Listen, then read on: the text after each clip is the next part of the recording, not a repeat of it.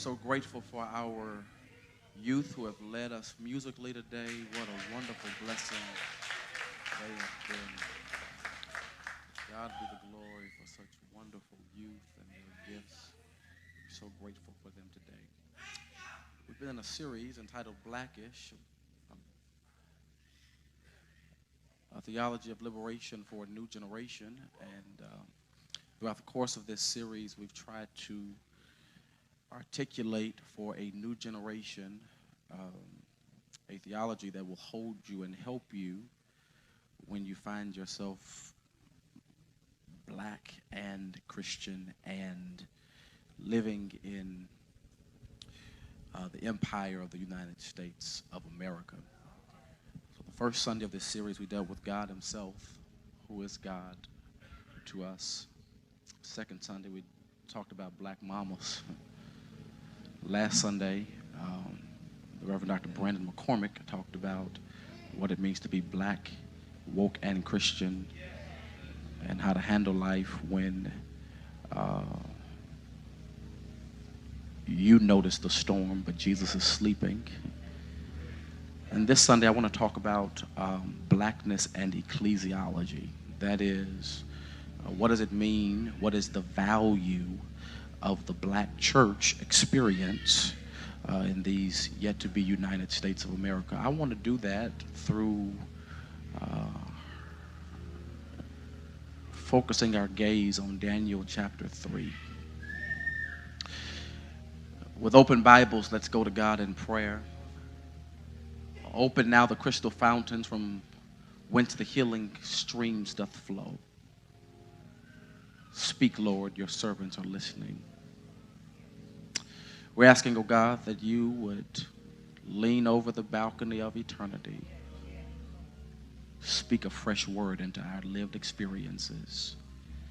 Have your way in this place. You are the potter, we are the clay. Mold and make us after your will.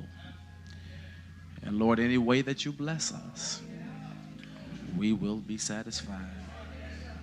We ask these things in the matchless name of Jesus Christ our Lord. And God's people said together, amen. Nebuchadnezzar the king made an image of gold whose height was 60 cubits and its width 6 cubits. He set it up in the plain of Dura in the province of Babylon. And King Nebuchadnezzar sent word to gather together the satraps, the administrators, the governors, the counselors, the treasurers, the judges, the magistrates, and all the officials of the provinces to come to the dedication of the image which King Nebuchadnezzar had set up. So the satraps, the administrators, the governors, the counselors, the treasurers, the judges, the magistrates, and all the officials of the provinces gathered together for the dedication of the image that King Nebuchadnezzar had set up. And they stood before the image that Nebuchadnezzar had set up. Then a herald cried aloud, "To you it is commanded, O peoples, nations, and languages, that at the time you hear the sound of the horn, flute, harp, lyre, and psaltery, in symphony with all kinds of music, you shall fall down and worship the gold image that King Nebuchadnezzar has set up. And whoever does not fall down and worship shall be cast immediately into the midst of a burning fiery furnace." So at that time, when all the people heard the sound of the horn, flute, harp, and lyre, in symphony with all kinds of music, all the people, nations, and languages fell down and worshiped the gold image which King Nebuchadnezzar had set up. Therefore, at that time, certain Chaldeans came forward and accused the Jews. They spoke and said to King Nebuchadnezzar, "O king, live forever. You, O king, have made a decree that everyone who hears the sound of the horn, flute, harp, lyre, and psaltery, and symphony with all kinds of music shall fall down and worship the gold image. And whoever does not fall down and worship shall be cast into the midst of a burning fiery furnace. There are certain Jews whom you have set over the affairs of the province of Babylon, Shadrach, Meshach, and Abednego. And these men, O king, have not paid due regard to you. They do not serve your gods or worship the gold image which you have set up. Then Nebuchadnezzar, in rage and fury, gave the command to bring Shadrach, Meshach, and Abednego. So they brought these men before the king. And Nebuchadnezzar spoke, saying to them, "Is it true, Shadrach, Meshach, and Abednego, that you do not serve my gods or worship the gold image which I have set up? Now if you are ready at the time you hear the sound of the horn, flute, harp, lyre, and psaltery, in symphony with all kinds of music, and you fall down and worship the image which I have made, good. But if you do not worship, you shall be cast immediately into the midst of a burning fiery furnace. And who is the God who will deliver you from my hands?" Shadrach, Meshach, and Abednego answered and said to the king, "O Nebuchadnezzar, we have no need to answer you in this matter. If that is the case, our God, whom we serve, is able to deliver us from the burning fiery furnace, and he will deliver us from your hand, O king. But if not, let it be known to you, O king, that we do not serve your gods, nor will we worship the gold image which you have set up." I want to label this text, "A faith that fights back." You may be seated in the presence of the Lord. A faith that fights back. A faith that fights back. Don't start none, won't be none. These words shot from the lips of my great-grandmother, Louise Shull. I called her Nanny. In a moment where she was articulating her displeasure as a consequence of my uncle, in her opinion, forgetting where he was and whom he was talking to. She stood on the edge of enough is enough, and she wanted everybody to be clear that she had had all that she planned to take, and that if he wanted to circumvent any type of confrontation, he had better cease immediately his provocation, because she was more than prepared to meet him right where he stood. She wasn't afraid. She wasn't going to back down. She did not think if he was big and bad enough to say and do what he was saying and doing, she was big and bad enough to meet him the rest of the way. She was very clear to him and to all of us who overheard that conversation. Don't start none, won't be none. It was a very instructive incident for me, particularly because it taught me that no matter who you are, no matter where you are, there will be times in life where there will be individuals, there will be systems, and there will be circumstances who will start what Nanny called some.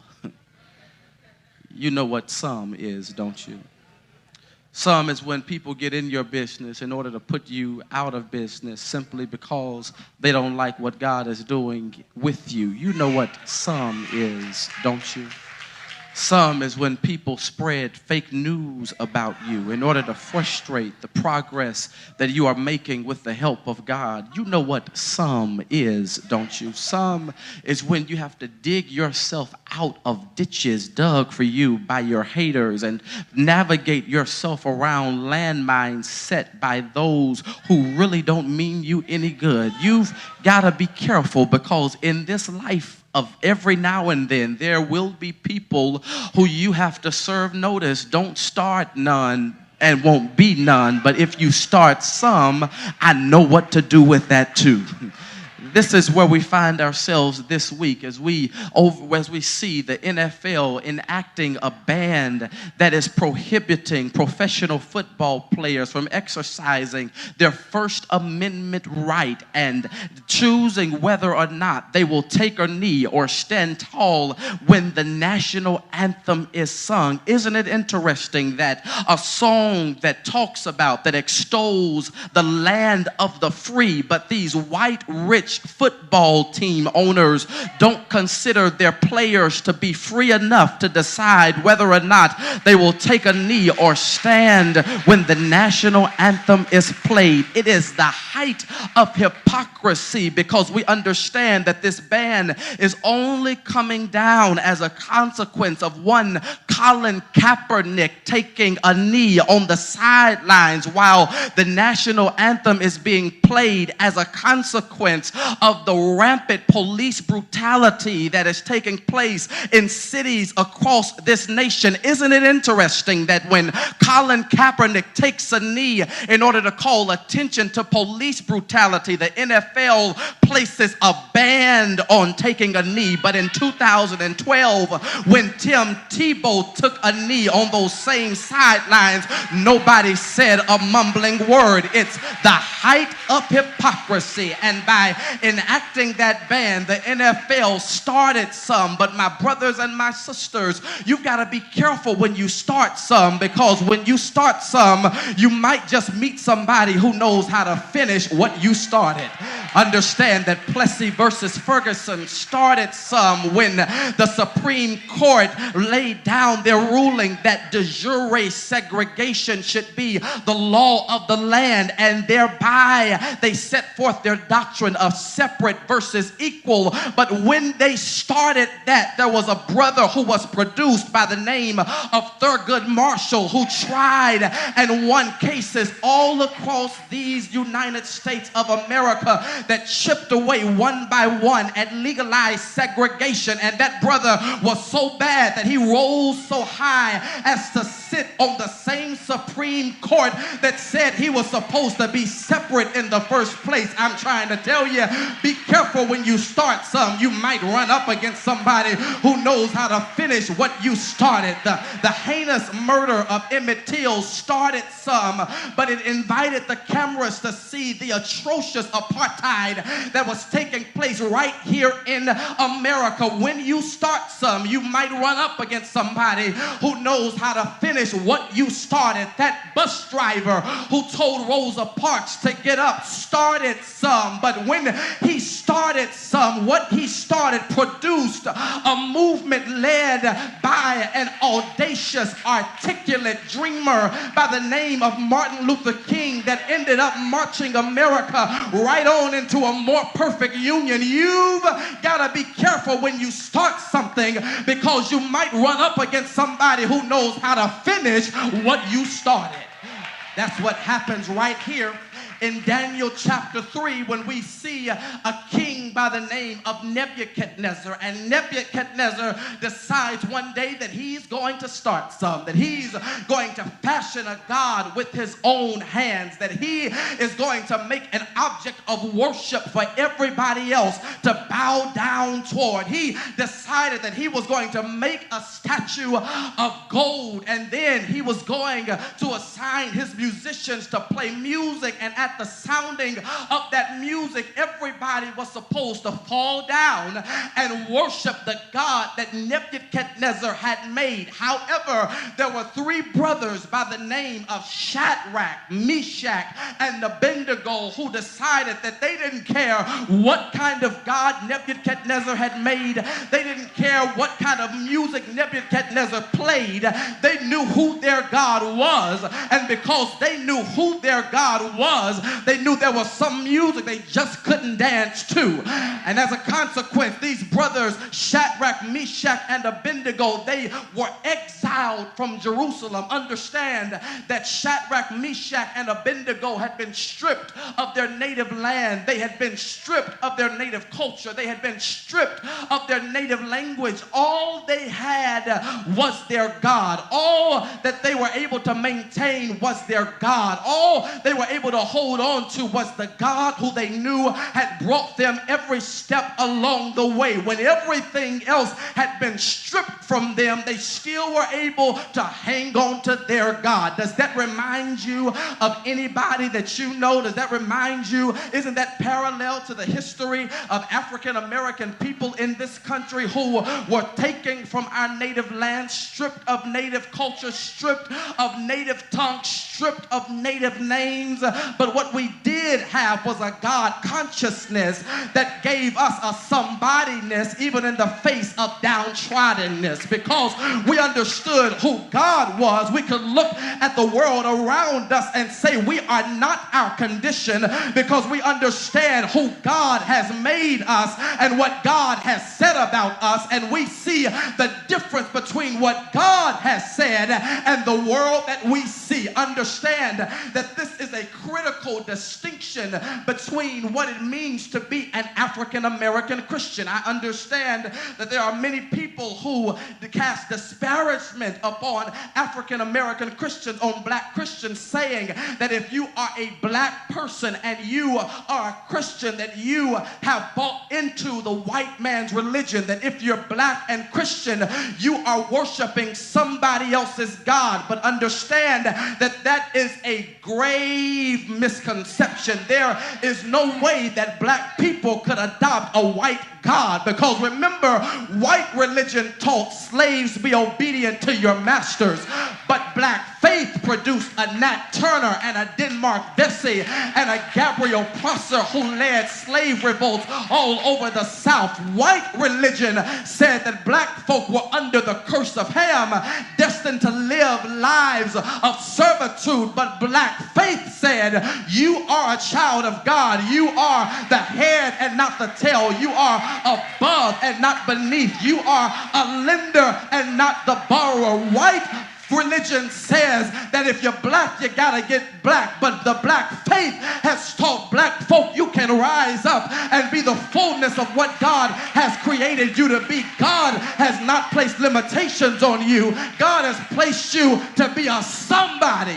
It's untrue that black folk have bought into the white man's religion, because white religion and black faith are totally different things. Understand, it was the black faith that caused Richard Allen to march out of St. George's Episcopal Church and start the African Methodist Episcopal Church. Understand that it was black religion that caused Frederick Douglass to mail himself to freedom. Understand that it was black faith that caused Nat Turner, Gabriel Prosser, in order to lead slave revolts all over this nation. Understand that this faith we hold is a faith that teaches us how to fight.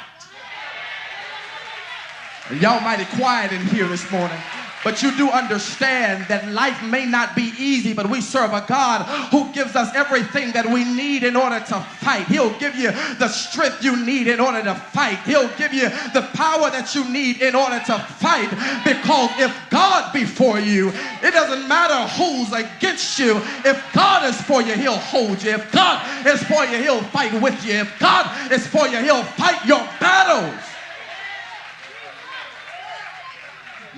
Shadrach, Meshach, and Abednego simply held on to their God.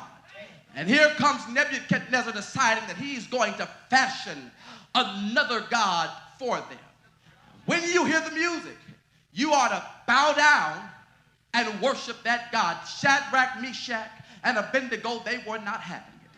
Nebuchadnezzar had some fans who went to him and said, you know, Shadrach, Meshach, and Abednego, who you have placed over the affairs of your kingdom, they hear the music, but they're not bowing when they hear that particular music. So Nebuchadnezzar called Shadrach, Meshach, and Abednego to stand in front of him. He began to question them, and they were clear with him. We do not serve your gods, neither will we bow when we hear the music. This is the faith, my brothers and sisters, that has energized our ancestors. Understand that the only reason that black folk have made it this far is because we have a God who has been with us every step of the way. Now, I want to be unequivocal with this message this morning, because some of us think that we've made it because we got the right education, and because we had the right connections, and because we had a certain measure of ingenuity. But But don't get it twisted with your pretty self. Don't get it twisted with your bougie self. Don't get it twisted with your educated self. Black folk have come this far only because we had a God above us working around us who gave us everything that we needed. And I can tell by the response that some of y'all done forgot where you came from. So let me remind you, the same God that we worship this morning is the same God that our ancestors worshiped in hush harbors. That the God we worship this morning is the same God who brought us from plantations all the way to the White House. The same God that we worship this morning is the God who has covered us through Jim Crow segregation and Reaganomics. Don't forget where you came from. Don't forget who your God is. And the same God who did it back then is able to do it right now in a Trump era. Now some of y'all looking all depressed and sad like you don't have anything to celebrate this morning, but do understand that the same God who was with you when you lived in the projects is still able to keep you while you're living in a split level crib right now. The same God who you were shouting about when you had to put water in the ketchup bottle and shake it up in order to get something out is the same God who you ought to be tearing Vernon Avenue up for right now, because after all, he still woke you up this morning, still started you on your way, still is fighting your battles and gave you another chance. I'll give you about 15 seconds to just give that same God who's been blessing us and keeping us and covering us from generation to generation to generation. And I shout this morning because he's still here right now.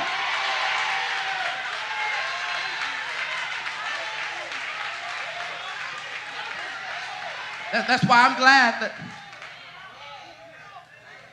I was weaned in this protest tradition. I'm glad that I was weaned in something called the black church. I'm glad that before I knew what church was, that my mama took me to a black church. And in that black church, they taught me that God loved me just like I was. I never had to battle low self-esteem, because at that black church they told me I could be anything that I wanted to be. In that black church they told me God had a future and a destiny for me. At that black church they told me if you take one step, God will take two. At that black church they said no matter what you do, keep holding to God's unchanging hand. And it's shame on some of us. We get a little bit of money and move to the suburbs and we want to leave the church that has brought us this far. Don't forget where you came from. Don't forget what God has done for you, and realize that grandmama's faith is still powerful enough to keep you right now.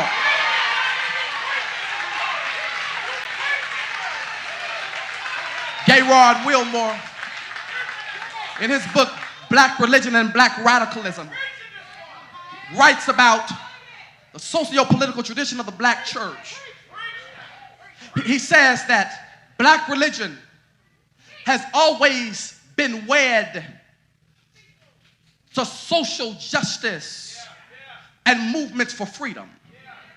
He says that to be a black Christian is to also understand yourself as one who is in partnership with God, moving the people of God toward the vision of God, which is simply to say that if you are a member of a black church, that you need to understand that our faith is not a faith that leaves politics outside.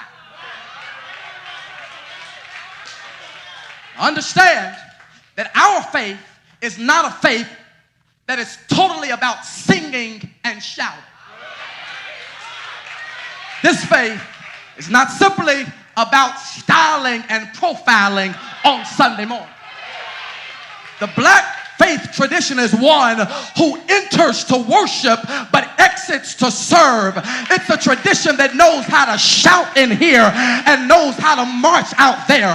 It's a tradition who knows how to kneel at the altar in here but knows how to stand up for what is right out there. And I would submit to you, if you have a faith that does not do both, you got the wrong kind of faith. We don't need church folk who just come to church to look pretty for somebody else.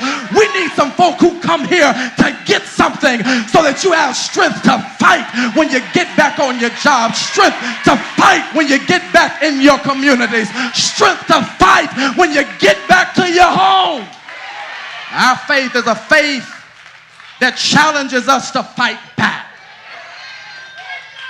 And I would submit to you this morning that when our children are the ones left behind in the public systems, public school systems of this nation, it's time to fight.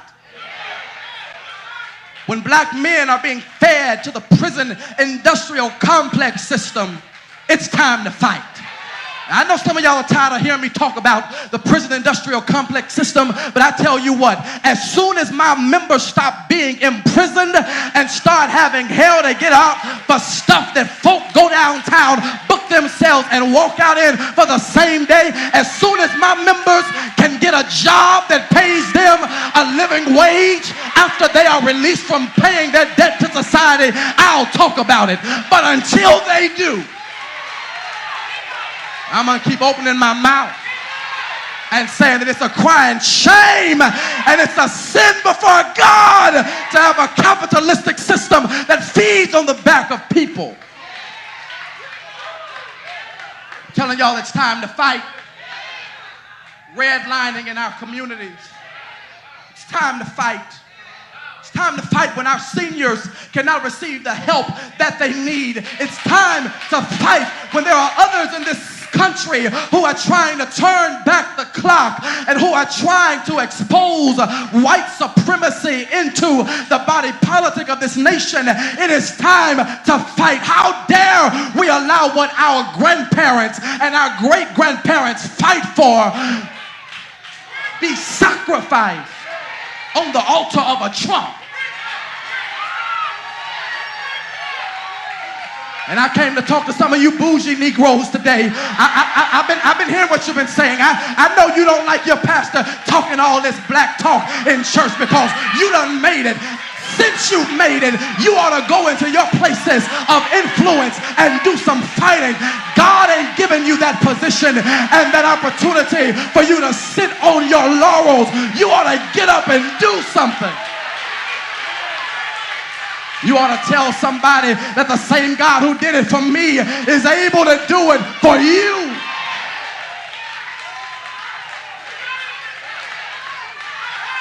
Our faith is one that fights.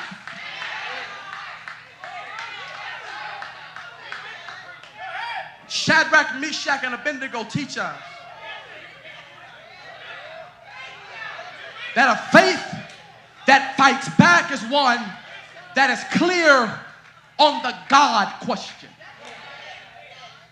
Nebuchadnezzar had to make a God. The 3 Hebrew boys had a God who made them.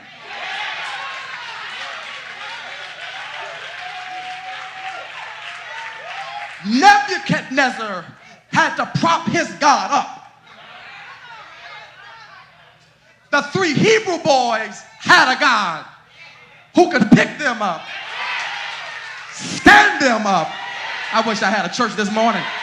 And could lift them above the assaults of their enemies. I better put a kickstand right there and ask, is there anybody here that's thankful that you have a God that you don't have to fashion? But are you grateful this morning that you have a God who knows how to fashion you? He knows how to fashion your circumstances. He knows how to fashion the world around you. I don't know about you, but I'm glad to have a God that I don't have to prop up, but he can prop me up when I'm leaning.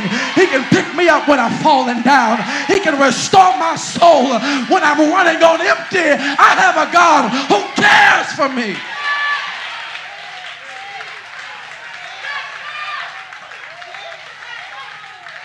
You better be clear on the God question. Be clear who God is.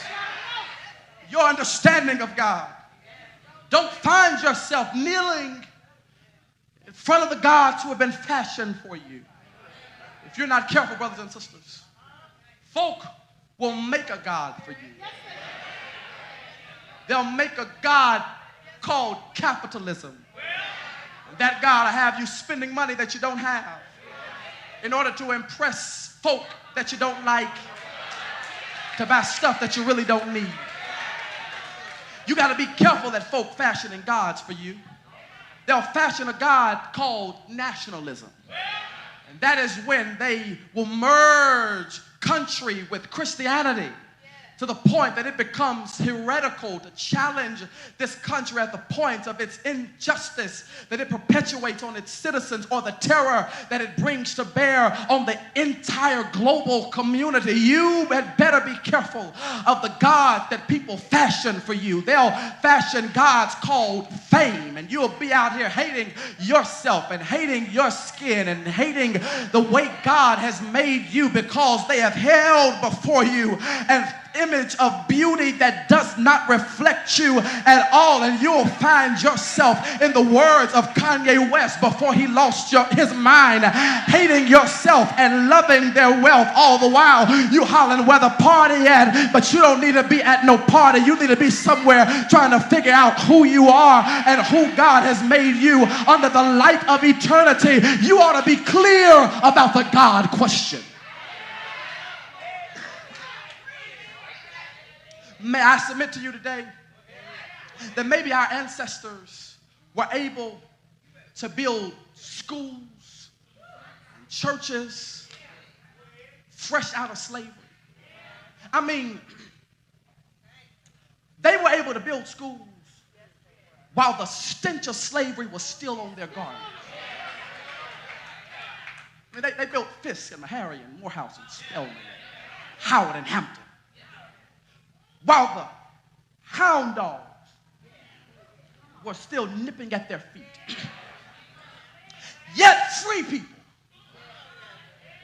who drive BMWs and Lexuses and Mercedes-Benzes and live in palatial estates and eat at Ruth Chris Steakhouse and Jack Fry's and Eddie Merlot's. They can't keep the same institutions open.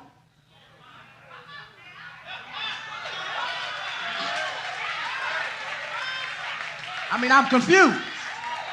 I'm confused how our churchy grandmothers on salaries as house workers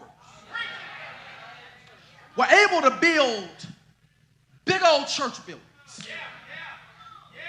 But we who have PhDs and MDs and JDs and MBAs, and we struggle to build a parking lot.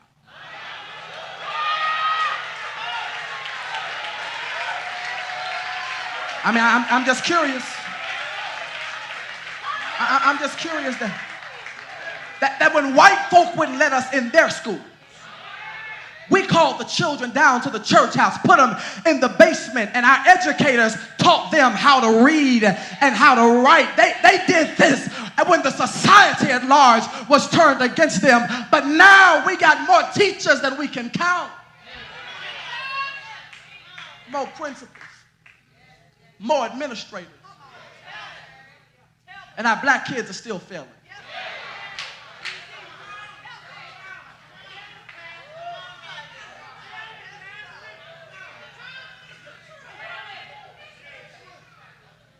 I mean, can't nobody talk to these young men who are killing each other mercilessly in the streets? I mean, it's one thing to go to somebody else's community and kill them.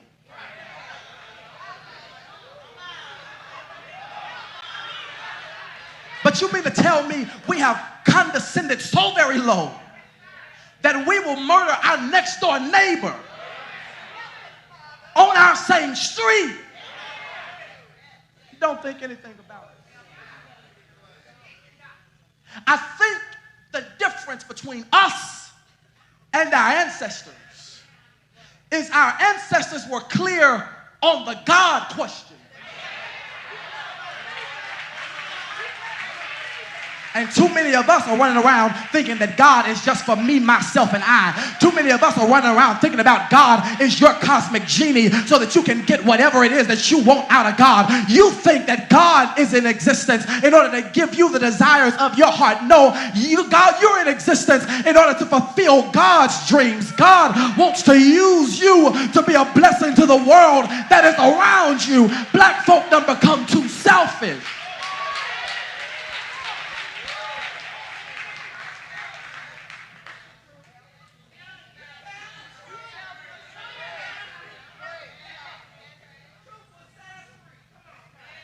I'm unapologetic about my commitment to the black church. Because I dare you to find anybody else who's built more schools. Find somebody else who's employed as many people in black communities. Keep talking about the black church if you want to. But when black folk ain't got nothing else,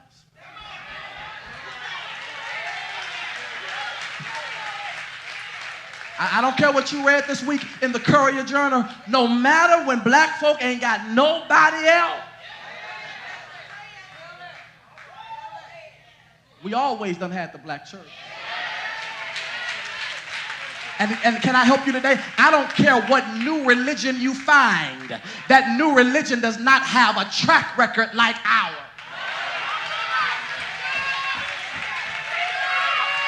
Now you go tell them what I said. Go tell them open some schools. Go tell them open some hospitals and come back and talk to me. But until then, I'm going to stay with the ship that has brought my people over. And it is one that has always been clear on the God question. Can I tell you about it? He's a mother to the motherless. He's a father to the fatherless. I'm talking about God right now. He'll make a way where there is no way. I'm talking about God right now. He's a bridge over troubled water. I'm talking about God now. He is help in the time of war. He's shelter in the time of storm. He's a way where there is no way. Is there anybody that knows about our God? He is the God who vacated his throne in glory, exchanged eternity for time, walked the dusty streets of Jerusalem for 33 and a half years, but then he went to a cross and he died on that cross. He was buried in Joseph's borrowed tomb, but early Sunday morning he got up with all power in the palm of his hand. Don't forget who he is. Faith that fights back. It's clear on the God question. Not only that, it's a faith that can articulate, that is confident to articulately express its conviction. Listen to what these three Hebrew boys said. We do not serve your God. We will not bow to the image. And Nebuchadnezzar, you can do whatever you want to do with us. But our God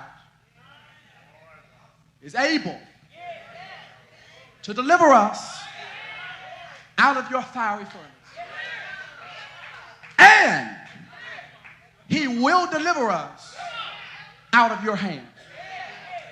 I need to talk to some people today who you are confused about what God is able to do. These three Hebrew boys are very clear on the power that their God had. I was talking to Reverend Dr. Donald Corrie, retired pastor of the Zion Baptist Church here in our city. Served there for several decades. I wanted to talk to him about how he navigated the 60s and the 70s when we were facing the same issues then that we're facing now. And Dr. Cochran said to me, he said, you've got to hold on to your faith proposition.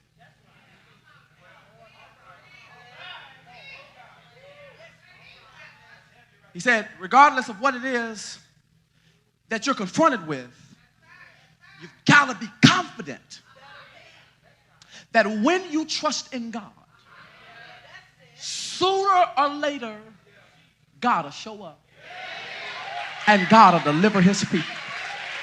I just want to tell somebody this morning who you've been holding on and waiting, sooner or later, God will show up and deliver his people. And I have some people around this house this morning who can testify. You can't hurry God. Sometimes you just gotta wait. You gotta trust God. You gotta give him time, no matter how long it takes. But when he shows up, God always shows out, and he's able to deliver his people. Is there anybody here that knows God is a mighty?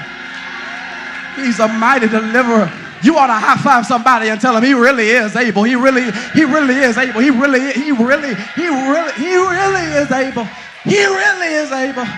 He's really able. And I want to tell somebody that this morning, because you came to church with doubts just because it's taking God too long. I want to encourage you that even when you find yourself facing a fiery furnace, that doesn't mean that God has forgotten about you.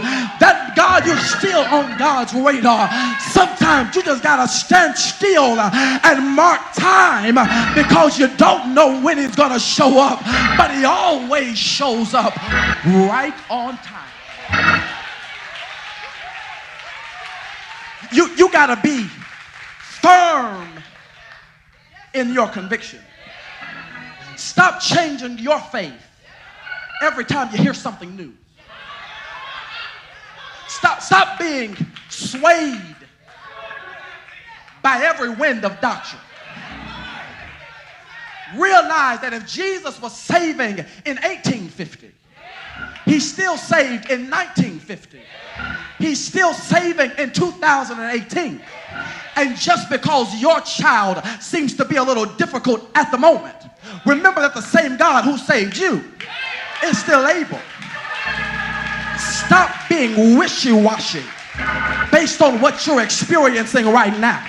You got to do what David said and stand still and see the salvation of the Lord. And I wish there was somebody here who would resolve themselves to standing still. It may not look like I want it to look, but I'm going to stand on my convictions. I may not be experiencing what I want to experience, but I'm going to stand on my conviction. I'm convicted that God is still a deliverer. I'm convicted that God is still a healer. I'm convicted that God will regulate your mind.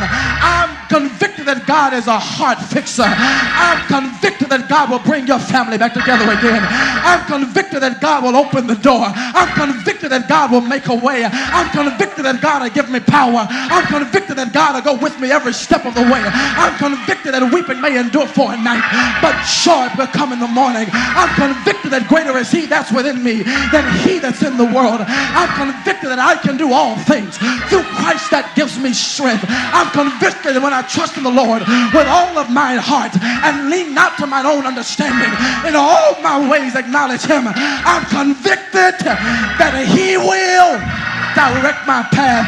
Is there anybody here that's convicted? I dare you to look in somebody's direction and tell them, you can't make me doubt it, because I know too much about it. Look at somebody else and tell them, I tried it.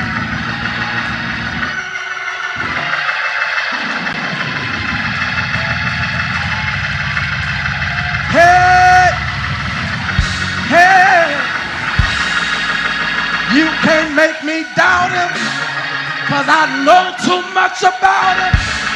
I've seen him work.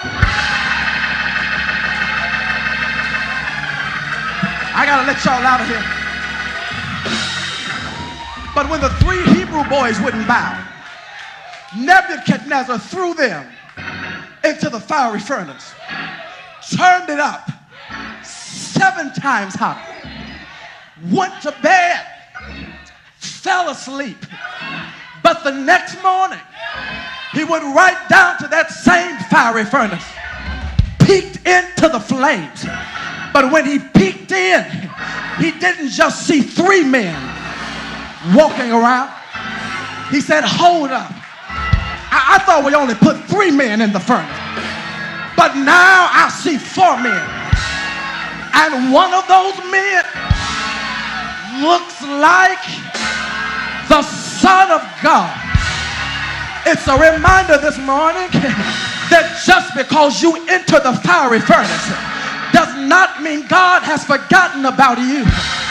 But sometimes God will get in the furnace with you. And when he gets in it with you, he knows how to cool the flames. I don't know who I'm talking to this morning. You might be in a fiery situation, but God will cool the flames. Is there anybody here that knows he's able to cool off hot situations? He's able to block the fiery darts of the enemy. He's able to step into the furnace and begin to cool your situation. Is there anybody here that knows God is able to do exceedingly, abundantly, above all that you might ask or think? I'm just trying to tell somebody, don't worry about the fire. God's got you. It does not matter what the enemy tries to do. Stand firm. Be resolute. Hold to your convictions. And God is able to fan your flames. You ought to throw your arm around somebody. Help me in my little sermon and tell them, neighbor, be not dismayed. Whatever betide you, God will. I said God will. I said God will. God will. God will. Shadrach's God. God will. Meshach's God. God will. Abednego's God. God will. Moses' God. God will. Hey, Ruth's God. Esther's God. I said God will take care of you. Just hold on. Be strong. Keep the faith. He will.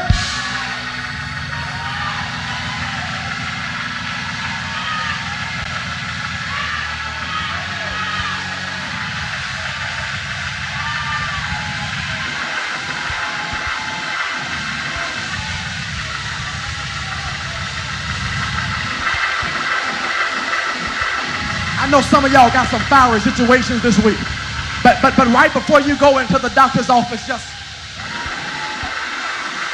and let that remind you that God goes before you. He's already fanning the flames. Yeah.